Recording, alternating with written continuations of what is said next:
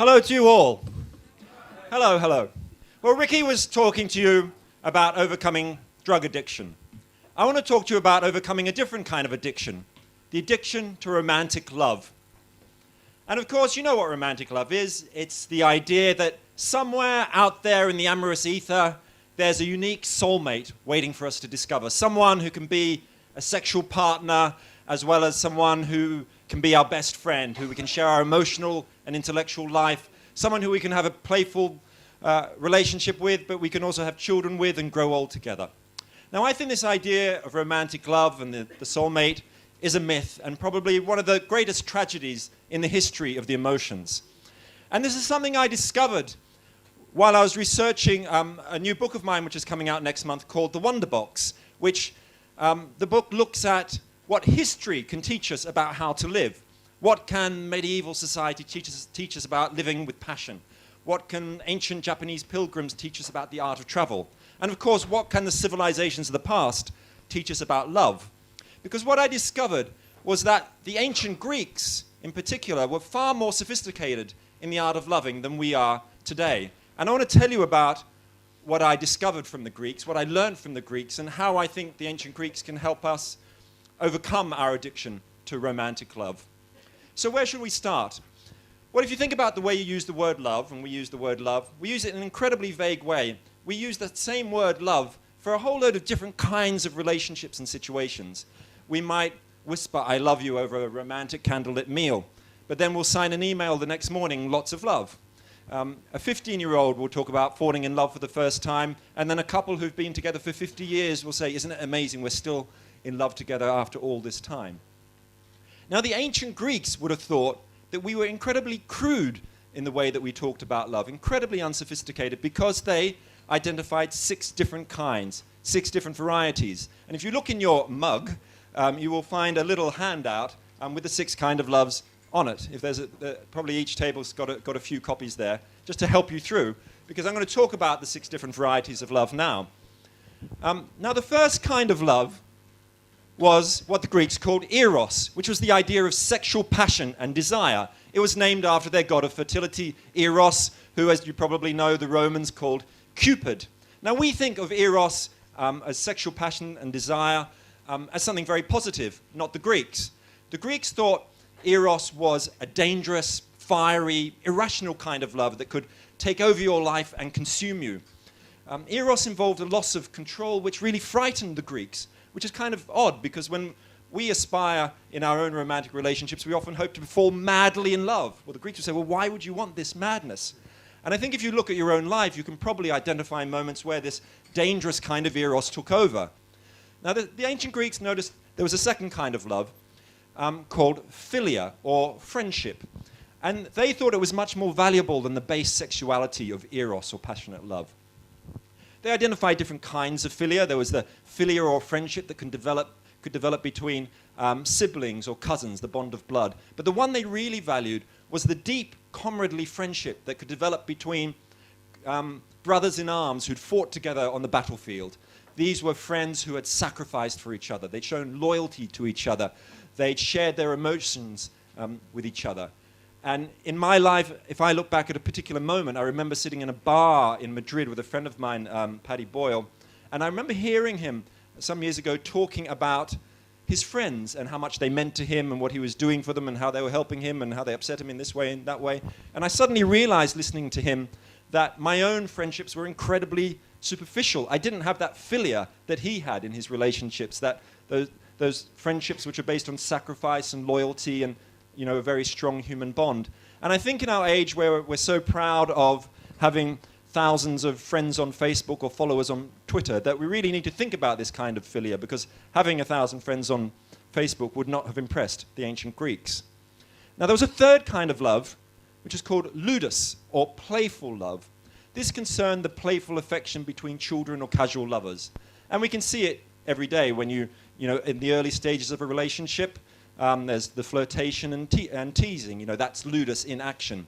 When you're down at the pub with your friends, bantering and joking, there's Ludus there. If you go out dancing the night away with strangers, there's Ludus there too, where playful love becomes a substitute for sex itself. And certainly if I look at my own life, this is one where I'm hugely lacking, partly because I've got a pathological fear of dancing. Luckily, the dance floor is very tiny here. But I think we can all ask ourselves, which of these kinds of love I'm talking about are ones that are abundant in our lives, but which are the ones we might want to cultivate more? For me, it's Ludus. A fourth kind of love was Pragma, or mature love, which concerned the deep understanding that could develop between a long-married couple. This was about making a relationship work over time, about compromising, about showing patience, about tolerance. And it's, in the 1950s, there was an American psychoanalyst called Erich Fromm, and he made a distinction between falling in love and standing in love. And he said we expend too much energy falling in love. We need to get better at standing in love, which is about giving love rather than receiving it. And that's exactly what Pragma is all about. And I think the ancient Greeks would have looked at today's divorce statistics. I mean, if you marry the person opposite you tonight, there's a 50% chance you're going to get divorced. And the Greeks would have said, well, there's a huge lack of Pragma in the modern world. There's a fifth love, which was Agape, or selfless love. This was a universal love, a love that you gave not only to family members or friends, but could extend to strangers in distant lands. And that word agape was later translated into Latin caritas, which is where we get the word charity from. So for the spiritual Christian thinker C.S. Lewis, also wrote children's books, he thought agape was the highest form of love. He called it gift love. And I think this is a love that we've lost in modern society. It's gradually been eroded. And a good symbol of that, I think, is if you go to Piccadilly Circus, and you will see a statue there, which is, of course, a statue of Eros. Wrong. It's not Eros. In fact, it's his twin brother, Anti-Eros. We all think it's Eros, but it's not. Anti-Eros was a god of selfless love. When that statue was first built in the 1890s, the Shaftesbury Memorial, it was actually originally called the Angel of Charity. That's what everybody called it. But we've lost that idea of that charitable, selfless love and transformed it into Eros, or erotic desire. So I think we need to try and recover that agape. Think about how can we inject a dose of giving love to strangers in our everyday lives. Now, the final love was called Philautia, or self-love. Now, the clever Greeks realized there were two different kinds. There was a good kind and a bad kind. The bad kind, the unvirtuous kind, was a sort of a love of self which was sort of narcissistic and self-obsessional. It was about maximizing your personal fame and fortune. But there was a self-love which was much more positive, which was the idea that if you were secure in yourself and felt confident in yourself, then you'd have a lot of love to give others. And the philosopher Aristotle said that all man's feelings for others are an extension of his feelings for himself. And really that was encapsulating that idea that we need a positive kind of self-love in our lives. So what conclusions do I draw from this? Well, I think it's extraordinary the ancient Greeks saw love in relationships with a wide range of people, not just with their sexual partner, but with family members, strangers, and even with themselves. And I think what they would have said to us today is, what you need to do is not focus so much on eros, on sexual passion and falling in love, but you need to try and cultivate the different varieties of love. You need to cultivate philia, that friendship love, by spending more time with your oldest friends. You need to cultivate and expand your ludus by dancing the night away. You need to realize that we only feel fully, sort of full of love, as it were, when we cultivate its various forms.